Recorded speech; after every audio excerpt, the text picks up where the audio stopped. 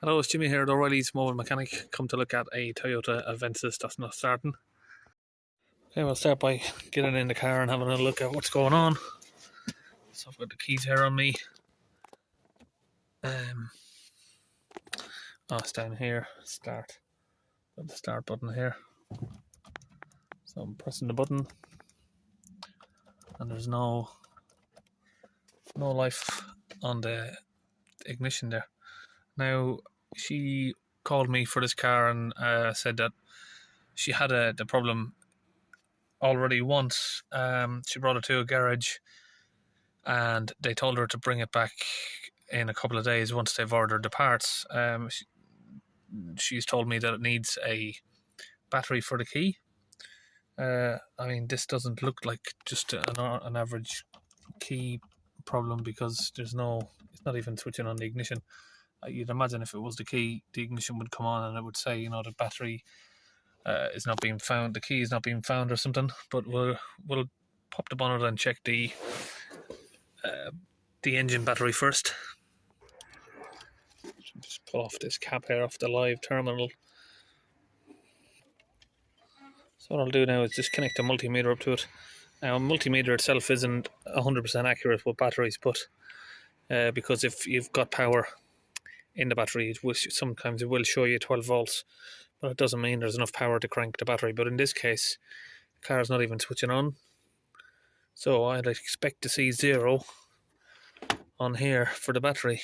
If I've got 12 volts here, then I know there's another issue with either the cluster or the keys or whatever. Okay, so we're not getting anything. It's a completely dead battery there. So we'll test out my Noco here. I've had this for a couple of years now. It does start most cars, but there are some cases where it does struggle. So let's see if it does struggle. I've obviously got a heavier duty kit in the van, but this is just nice and easy to carry around. So we'll try this one first. Okay, so it's not even clicking off there, so it's not even detecting there's a battery there. So what I'll do is press this, hold it, then it'll flash. Now we can get inside the car and we should get an ignition on now. Okay, we're back inside. So press the button, I can hear movement, yep. Got ignition on. So I'll put my foot on the brake now and see if the car will start. Yes, it does.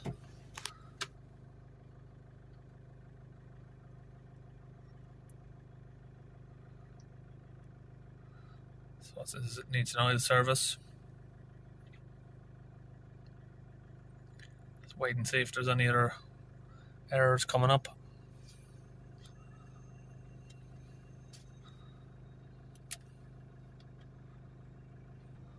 So I said the only thing we're getting there is the oil service. It's got a really annoying rattle there on the airbox. Don't know if you can hear that.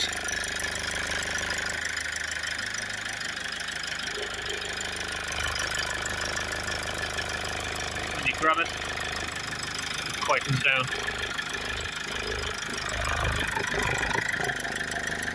You can see that there's like a lot of play in the airbox, rattling around.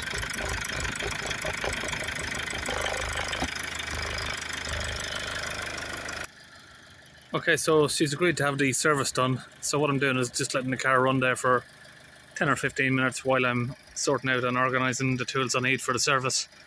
Then I'll know after that if the battery has taken a charge, or figure out what's the cause of why it's been flat. Now, I mean, usually for me, I'd always suggest to a customer, if they've got a problem with a car, is to get the issues fixed at first. Then you can concentrate on having a service, but they're adamant of having the service done here at the same time. So we'll get the service done now, then we'll test the battery afterwards, and maybe tell them that they need a new battery as well. Might be the case, I think. Okay, so the vehicle's been running for 15 minutes. Turn it off now, see if it restarts. Yes, it does. So we'll do a battery test now on the battery. So the question here is, did the battery just die because it's had it, or did it die for some reason, like she's left the doors open or the lights on?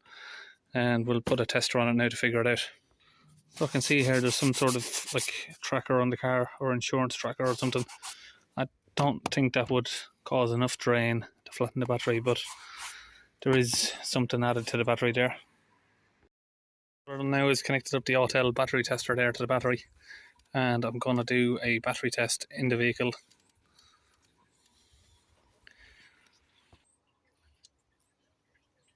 This is a 720 amp. Okay, so we've got all those items ticked there. We're going to press start. So get a lot of glare on the screen. It's a bit hard for me to get it on camera. Okay, so the battery there is only on 14% state of health. 720 amps to where it should have. Sorry, it should have 720, and it's only got 257. Okay, now we know what's going on with the battery. I'm just doing the oil change here now. That's just stripping in there, and then we'll get the oil filter changed. Okay, this filter housing here, it's got a plastic housing on it with just a 3/8 drive from a ratchet, and we can open that up.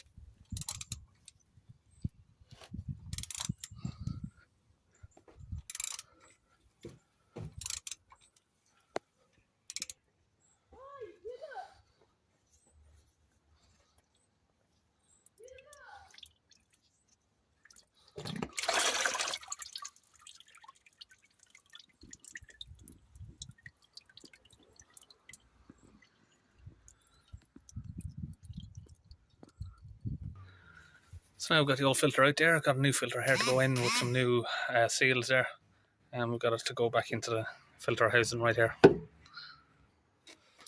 So now what we have here is the replacement key. She's been told it needs a key, so we've brought one to put in, so we're going to put it in anyway. And just in case we don't want to put a new battery in for her later on, and then for her to come back and say, actually, look, it does need a new key battery, so we're going to put that in anyway. And that will be almost a job done here. So the key battery is done, the oil service is done, and surprisingly they've declined the most important part, is which what I've been called out here for, the non-starting vehicle. And she's told me it was related to the key, so we bring a key battery and put that in. But obviously the main issue was the starter battery here, but they've declined that, so that's it. So we're just about finished, and we'll see you on the next video.